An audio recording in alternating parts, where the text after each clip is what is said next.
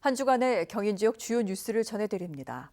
군은 지난해 지역 주민들의 극렬한 반대에도 북한 무인기 도발 억제를 내세워 포천에 드론 작전 사령부를 창설했습니다.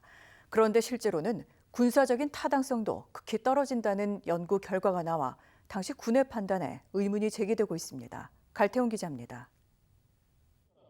지난해 9월 포천에 들어선 드론 작전 사령부. 주민들이 반발했지만 북한 무인기를 막아야 한다는 윤석열 대통령 지시가 있었습니다.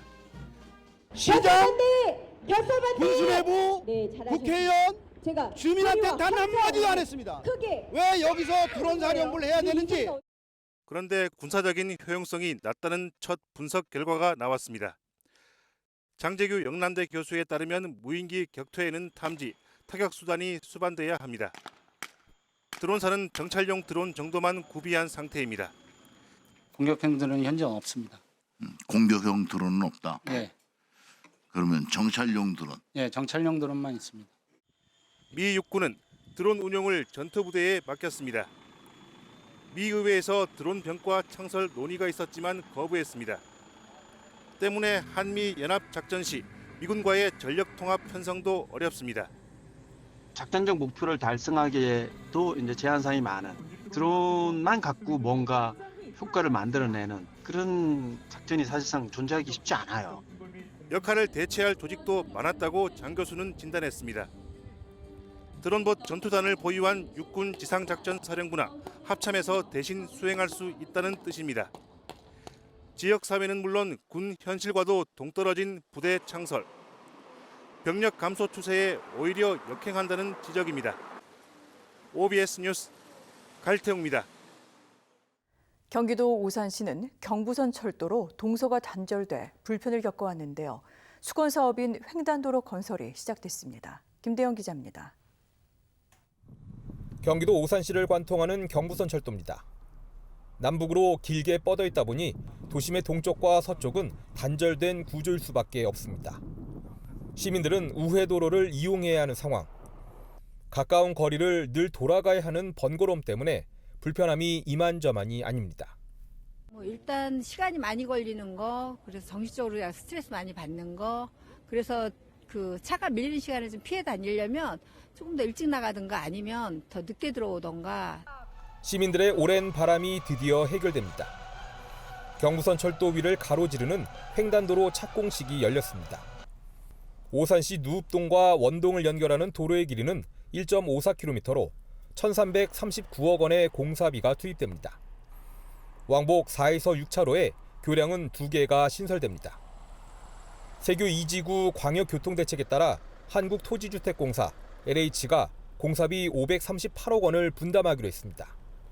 LH는 오산시 인구가 50만의 자족형 커넥트 시티로 나아가는 여정에서 든든한 동반자가 되겠다고 약속드립니다. 횡단도로는 내년 상반기 본격적인 공사에 들어가 2029년 개통할 계획입니다. 하나로 연결돼서 이제 동서가 서로 발전할 수 있고요. 또 여러 가지 상생 협력이 가능하고 경제 발전 또한 도움이 될 거라고 생각을 합니다. 오산시는 오산 IC 입체화와 원동 사거리 지하화 추진 등 동서 교통망 개선에도 속도를 높일 계획입니다. OBS 뉴스 김대영입니다. 지역 가치 창업가, 로컬 크리에이터의 다른 이름입니다. 지자체마다 침체된 원도심을 활성화시키는 게 중요한 과제인데 지역의 가치를 살리는 로컬 크리에이터의 가능성이 주목받고 있습니다. 이동민 기자입니다. 시흥시 상권과 문화 중심지였던 그리 화려한 옛날이 무색할 정도로 곳곳에 빈 가게들이 많습니다. 점포 임대 문구들만 붙어져 있는 거리에선 좀처럼 활기를 느끼기 어렵습니다. 코로나19를 거쳐 탄핵 정국까지 상권을 지키고 있는 상인들은 이제 새내기도 힘든 상황입니다. 현재는 세를 내기도 힘든 상황이고요. 주변 보시면 아시겠지만 새 건물들도 상가가 안 들어오는 상태고요. 그만큼 상권이 좀 힘들다 보니까 원도심 활성화는 시흥시에서도 시급한 과제입니다. 시흥시의회는 의원 연구단체를 구성하고 활성화 방안을 마련했습니다. 핵심은 로컬 브랜딩, 지역 고유성을 발굴하고 재해석해 지역을 대표하는 브랜드를 확립하는 방안입니다. 고유성을 살리면서 경제 활력을 불어넣는 것이 원도심 활성화에는 필수라고 판단한 것입니다. 공연이나 축제 같은 일회성 행사보다 로컬 크리에이터 활용이 바람직하다는 결론을 냈습니다. 로컬 크리에이터를 육성해 유명인들과 협업하거나 창업 희망자에게 입점료를 지원하는 등 다양한 아이디어를 제시했습니다. 로컬 크리에이터들을 이것 원도심 상권에 저희가 촉진제 역할을 좀 정책적으로 지원하면서 로컬 크리에이터들이 원도심을 한번 되살려볼 수 있는 그런 정책들을 준비한다고 보시면 됩니다. 시흥시도 입문자 교육과정을 운영해 지역의 경제 문화적 가치를 창출하는 시흥만의 로컬 크리에이터 발굴 육성에 나섰습니다. OBS 뉴스 이동민입니다.